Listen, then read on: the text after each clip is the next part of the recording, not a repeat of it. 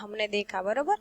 जो क्रियापद शब्द बताता हो, दर्शाता हो, उसे क्या कहते हैं? क्रिया विशेषण, बरोबर। तो क्रियावाचक शब्द इसमें है लिखा, सुनाई, भौंक रहे थे, देख रहा था, पढ़ रहा था, बरोबर। तो उसके बाद है कहानी पढ़िए, उचित शीर्षक दीजिए एवं चर्चा करके प्रश्नों का निर्माण कीजिए तथा उत्तर लिखिए। एक बार राजा कृष्ण देव राय के महल में एक सेवक कांच का खूबसूरत मोर साफ कर रहा था। कृष्ण देव राय था, उनके महल में एक सेवक यानी कि नौकर कांच का खूबसूरत मोर जो था वो साफ कर रहा था। गलती से उसके हाथ से मोर गिरकर टूट गया। कांच का था इसीलिए टूट गया था, बराबर। राजा को वह मोर बहुत प्रिय था। जब राजा महल में आए, उन्हें अपना प्रिय मोर दिखाई न दिया। पूछने पर पता चला कि वह टूट गया है। क्रोध में आकर उन्होंने सेवक को 6 महीने के लिए कारागार में डलवा दिया, बराबर मित्रों। क्योंकि उनका वो मोर था, प्रिय था, इसलिए उसकी सजा में उसे 6 महीने के लिए कारागार में उनको सजा देता है। कुछ दिनों बाद राजा कृष्ण देव राय मंत्री तेनालीरामन और दूसरे दरबारियों के साथ राजा उद्यान में घूमने निकले। પછી થોડા દિવસ પછી છે રાજા કૃષ્ણદેવ રાય અને એનો મંત્રી કોણ છે મિત્રો? તેનાલીરામ और दूसरे दरबारियों के साथ राजा उद्यान में घूमने निकले। तेनालीराम बोले, महाराज पासी बाग उद्यान है, उसे भी देखने चले। तो राजा कृष्णदेव राय बाल उद्यान की ओर आए। उद्यान में तरह तरह के रंग बिरंगी फूल खिले हुए थे। एक स्थान पर बच्चे नाटक खेल रहे थे। एक बच्चा राजा बना हुआ था। उसने सामने 2 सिपाही एक अपराधी को पकड़कर खड़े थे। खेत के मालिक ने शिकायत की, महाराज आज यह मेरे खेत से गाजर और मूली उखाड़ कर ले गया। सुनकर राजा बने बच्चे ने चोरी करने वाले से पूछा। उसने गलती मान ली। तब वह बोला, ठीक है, तुम्हें माफी दी जाती है, पर ध्यान रखना कि दोबारा यह गलती ना हो।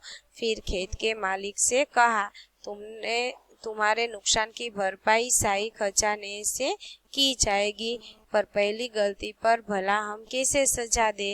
बरोबर, એને પહેલી જ વાર જ ગલતી કરી છે અને ઈ સાચું બોલી ગયો છે, એટલા માટે એને સજા માફ કરી દેવામાં આવશે અને તારી જે ચોરી કરી છે જેની ભરપાઈ કરવામાં આવી દેશે, बराबर થઈ जाશે भरपाई।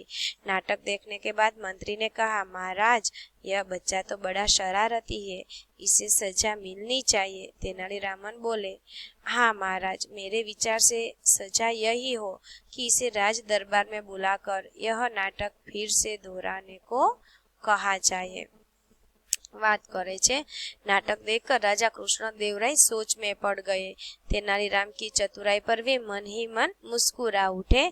यह देखकर मंत्री असमंजस में એટલે કે આમ दुविधा में पड़ गए। उसके बाद राजा कृष्णदेव राय बोले, सचमुच तेनालीरामन, तुमने ठीक ही कहा। आज मैं समझा कि न्याय करते समय राजा का मन बच्चे जैसा निर्मल होना चाहिए। अगले ही दिन राजा ने उस सेवक को रिहा करवा दिया, बरोबर। इस तरह ऐसा नहीं होता कि बड़ों से सीखता है, लेकिन छोटों से भी बड़े को सीख मिलती है, बरोबर। कोई भी व्यक्ति है वह हर हमें सीखता ही रहता है, चाहे वे छोटे से सीखे या बड़ों से, बरोबर। यहाँ कहानी खत्म हो जाती है और जो सेवक ने कांच का मोर तोड़ दिया था, गलती से टूट गया था, वो उसे 6 महीने के लिए कारागार में डलवा दिया था। उसकी सजा को माफ करवा दी उसकी सजा को और उसे रिहा करवा दिया। इस तरह हमें सच बोलने से, बरोबर, कोई भी हमें सच बोलने से, सच तो हमें बोलना ही चाहिए, चाहे वो सजा कैसी भी हो, लेकिन हमें कोई भी हमारे हाथ से गलती हो गई हो, टूट गया हो, बरोबर, हम जानबूझकर या गलती से जो भी टूट फूट हो गई हो, तो हमें घर में सभी को, अपने मम्मी पापा को भी क्या बोल देना? सच बोल देना, झूठ कभी मत बोलना। ओके, तो यहाँ हमारी जो न्याय कहानी है, बरोबर, वो क्या हो जाती है? पूरी होती है, बरोबर। तो इस कहानी का हम यह भी शीर्षक दे सकते हैं, सच्चा न्याय, बरोबर। सच्चा न्याय, ये भी हम शीर्षक दे सकते हैं। और इस कहानी का हमें यह भी सीख मिलती है कि हमें सच ही बोलना चाहिए।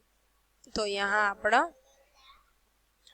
એકમ એટલે કે પાઠ બરોબર ન્યાય જે પૂરો થાય છે મિત્રો। ન્યાય કહાનીમાંથી આપણને ઘણું બધું શીખવા મળે છે બરોબર। કહાની આપણે જોઈએ કે ક્યારેય કોઈની સાથે આપણે વિશ્વાસઘાત કરવો જોઈએ નહીં, ચોરી કરવી જોઈએ નહીં બરોબર। અને ઈમાનદારીથી જ રહેવું જોઈએ। આપણે કોઈની વસ્તુ લીધી હોય તો આપણે એને બતાવી દેવું જોઈએ કે મેં ભાઈ તારી આ વસ્તુ લીધી છે બરોબર। તમે ક્લાસમાં ભણતા હોય, તમે કોઈનું ઇરેઝર પેન્સિલ લો છો તો તમે પૂછીને લેવું જોઈએ, કોઈનું પૂછ્યા વગર લેવાનું નહીં અને ચોરી પણ નહીં કરવાની બરોબર મિત્રો। આપણને આ કહાનીમાંથી આવું ઘણું બધું શીખવા મળે છે।